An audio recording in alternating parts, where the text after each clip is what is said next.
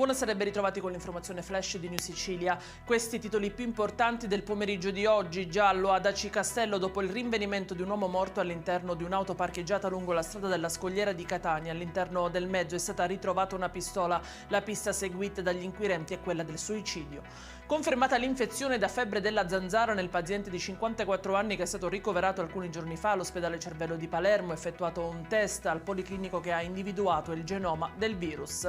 Caos sulla tangenziale di Catania a causa di un incendio divampato in direzione Siracusa, chiusi lo svincolo di Palermo e l'asse dei servizi. Sono 53 gli interventi conclusi in tutto il territorio della provincia etnea dai vigili del fuoco.